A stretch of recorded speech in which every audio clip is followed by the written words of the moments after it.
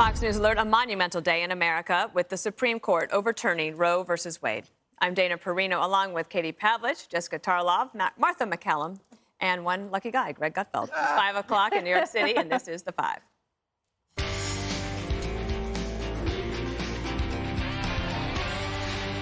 The Supreme Court sending the issue of abortion back to the states. The historic decision overturning the 50-year-old ruling on Roe v. Wade, which guaranteed women the right to an abortion, the federal right to an abortion.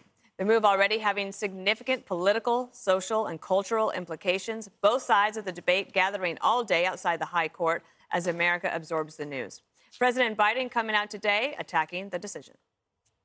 It's a sad day for the court and for the country. Now, with Roe gone, let's be very clear.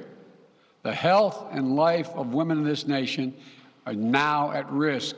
It was 3 justices named by 1 president, Donald Trump, who were the core of today's decision to upend the scales of justice and eliminate a fundamental right for women in this country. It's a realization of an extreme ideology and a tragic error by the Supreme Court, in my view.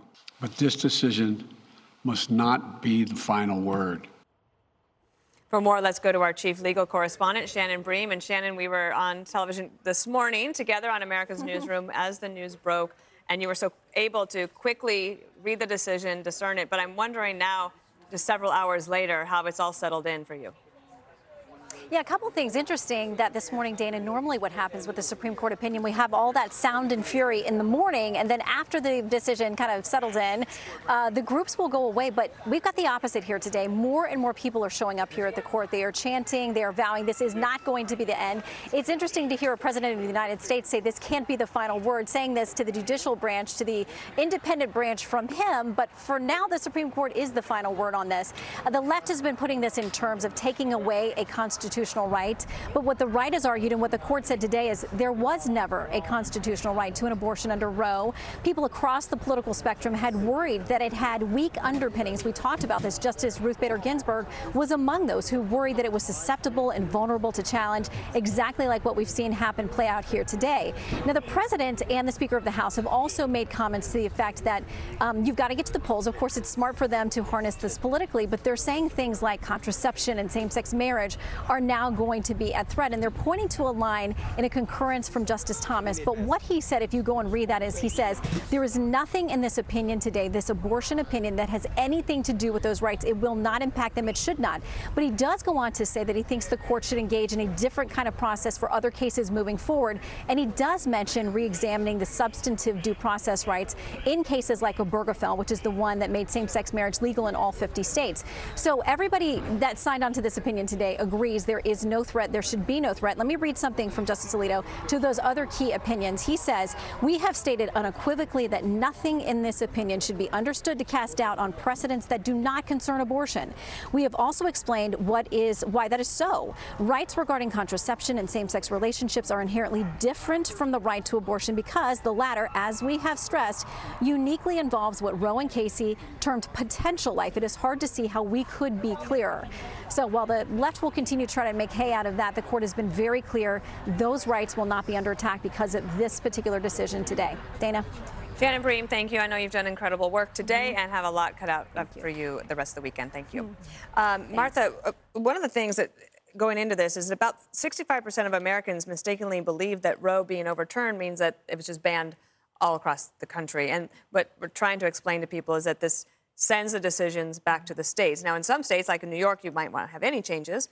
But in other states, like perhaps Missouri, for example, or even Texas, you will have significant changes. That's exactly right. And I'm amazed by how many people, you know, a lot of us, and certainly Shannon, spend a lot of time focused on the way that the justices approach these sort of decisions. But it doesn't just, they don't wake up one morning and say, you know what, we have a majority in the court right now. We sort of are like-minded on this. Why don't we overturn Roe v. Wade? It's not like that. They had a case that came before them.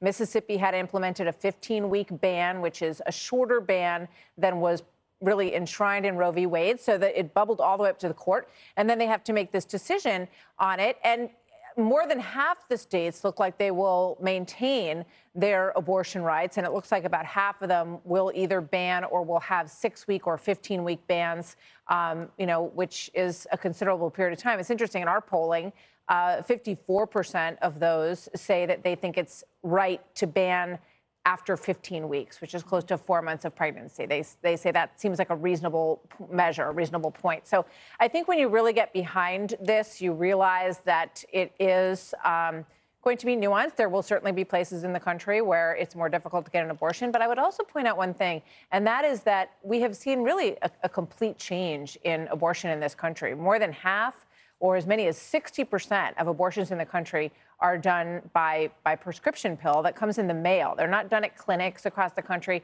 That's one of the reasons that you've seen clinics shutting down. It's not just opposition to abortion. It's also that their business is shrinking. And I think a lot of people would say that that's a good thing, a good development in all of this. We remember when Bill Clinton said he wanted to see abortion that was safe and legal and rare. That's not the kind of voices that we're hearing on the other side of this debate right now. This decision has long been derided, Jessica, as one that was not a good, not a decision well made and an argument well made. And even the late Justice Ruth Bader Ginsburg said that. And yet, even though this decision had leaked in a memo about 55 days ago, it still can be shocking for some that it turned out the way that it did. Absolutely. I was definitely one of those people who knew it was coming, and I was on with you guys talking about it the day that the opinion got leaked, and I felt the pain of it, not just for myself, but for millions of women across the country who depend on safe and legal access to abortion and to women's health care more generally. And yes, Ruth Bader Ginsburg had a problem with the opinion. She did not have a problem with the right to abortion. The original case was a privacy case. It was decided 7-2, and the Chief Justice was appointed by a Republican. And I think that is something that has gotten lost in the conversation today, that people are not using the privacy word enough here. And I do firmly believe that if this was a case, if men were the people that were carrying the children, that this would never have happened. I think that women are being put in a terrible position. The statistics are very clear about who this is going to affect the most. It's women who earn less. It's predominantly women of color. There is a laxness to the idea that it's just easy to cross state lines to just go get an abortion. It's no big deal. I mean, today in West Virginia and Arkansas, immediately all abortions that were scheduled for today moving forward were canceled. And abortions are not just for women that got pregnant by accident because they slept with the wrong guy. It's for medical reasons, protecting the life of the mother. Some of these states are going to have no exceptions for rape or incest. And I find it very hard to believe for the conservatives on TV. I saw Ted Cruz on earlier, touting the ruling that if one of Ted Cruz's daughters got pregnant because she was raped, or God forbid, an uncle or someone got her pregnant, that he wouldn't do everything in his power to make sure that his daughter didn't have to carry that baby to term. The hypocrisy is beyond comprehension here. Republican women get pregnant too. And I'm not saying we can't have a conversation about 15 weeks or 20 weeks. I know a lot of people who are pro-choice have numbers like that. But when this goes back to states, 13 of which have trigger laws that are going to go into effect right away, that means that at 6 weeks, when they don't even have you come in for a heartbeat appointment yet at that point, women are putting in an incredibly unfair position. And I was on with Martha earlier for a discussion about this, and we were talking about what Gorsuch and Kavanaugh had said, and Susan Collins and Joe Manchin have both released statements saying that they were misled. Quote from Justice Gorsuch, "I accept the law of the land." Roe v. Wade was law of the land. He deceived the senators and he deceived the American people, Kavanaugh as well. And there's some language from Amy Coney Barrett that I would add to that. Okay. Jonathan Turley did push back pretty hard on that, but so did justices Martha. haven't. But Katie, I'll go to you. So there are a lot of women that actually support this decision, Yes, as well. A lot of women who have been pro-life, and they have fought for this ruling to be overturned and for the decisions to be sent back to the states, right, as it is now. Yeah, the number of pro-life organizations, in fact, I think almost all of them are run by women. The Susan B. Anthony list, the March for Life, all run by women. And the narrative is that women disagree with this decision. That's not true. This, for pro-life activists today, is a huge victory they've been working on for 5 decades. This is something they believe is far overdue, that an injustice against millions of innocent lives inside of the womb has been corrected at a federal level. But the fact is that this is now being sent back to the states. It's actually expanded democracy by allowing 50 state legislatures to debate this, to be accountable to the people in their states about what they want to do. And the fight for the pro-life activists and the pro-abortion activists isn't over. They're going to have to convince the people in their state that an abortion ban, with no exceptions, with exceptions, maybe 15 weeks like we're about to see in Virginia under Republican Governor Glenn Youngkin, that is politically feasible and something that the people who live in that state actually want. I mean, the 10th Amendment says anything that is not in the Constitution specifically is sent back to the states and the people who live in those states. And that is what has happened today. And also, when it comes to how we got to this moment, you can actually blame Democrats for this in a way. Ruth Bader Ginsburg didn't want to retire. She could have retired early. That could have been a Democratic seat put there. Hillary Clinton lost to Donald Trump after taking advantage and taking for granted the campaign, not working as hard as she could have. And Harry Reid, who was a Senate Majority Leader, changed the rules on the filibuster, so it was easier to confirm Supreme Court justices. So for pro-life activists, this is a huge moment in American history, but it's not over. You know, this will continue at the state level, and pro-life groups led by women will continue to fight it in their principle there. There was one other woman who mentioned, we just want to play this for you. This is Alexandria Ocasio-Cortez. This is her take today. Watch. What the Supreme Court just did was that they chose to endanger the lives of all women and all birthing people in this country. But not only that, they've chosen to strip rights from men, too. All birthing people. Yes. Greg. You mustn't forget the birthing people. They are now the most important people on the planet because they're being included in everything. But I think the real injustice today is that I am the only male on this panel, and I'm still not in the center seat. Oh, poor You think about that. What is that? What is that? It's in all seriousness, this is as bad as the Nick trades last night. I don't know if you guys saw that, a little sports humor, because I'm the dude here, one lucky guy. I think there's I'll be short because I'm the only guy here, even though my opinion matters more than all of you combined. There's an obvious one-sentence explanation for both rulings. The guns are in the Constitution, abortion isn't. Let the states figure it out. I know that sounds harsh, but that's actually inarguable. It's not in the Constitution. I do feel bad for liberals in the media. I think someone should check in on the View. Between the gun ruling and this one, we should remove all sharp objects from their set, perhaps their shoelaces.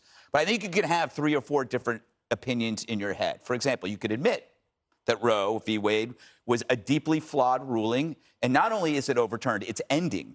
That's the important thing. But you could also say, hell, it's been around for 50 years. When something's been around for 50 years, why don't you just let it be, all right? We're already used to it. We don't want to upset the apple cart.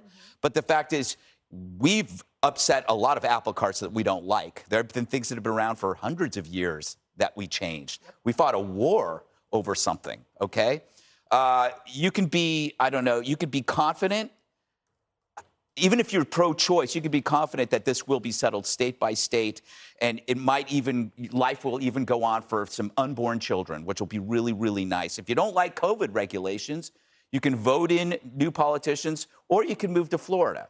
If you don't like your abortion regulations, you could elect new leaders, or you can move to California or New York. So that is how stuff works here, right? And I also think the decision was a great rebuke to the leakers. I believe it was leaked by the Dems because it went to Politico. It didn't go to like National Review or Fox News. And that was with the express purpose of foreshadowing liberal outrage that would intimidate and influence the court.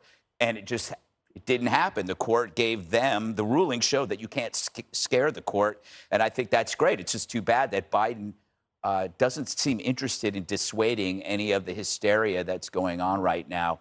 And just that last, I've heard it a couple of times, like, what if men could get pregnant? You can't prove it. I mean, wait, aren't men getting pregnant?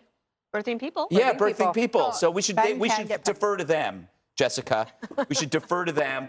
Birthing people get the final say in everything. I think you do know what I meant about that. And I didn't mean. But it's that kind of hypothetical cliche that I always hear, and it's like, well, we've been fighting wars forever. That was our abortion. Well, I would, Well, we argue had that, a I would case- argue that it actually makes men more accountable for their behavior. Amen. Well, And that let's they hope so. actually have to Amen. be accountable for what they do. And also, with they women. I look forward also to men seeing are all the new allowed to care about policies. life as well. Oh, yeah. Also, a lot of Exactly. It's men kind of are in arrogant favor to of think that we this, don't absolutely. care, even if we don't.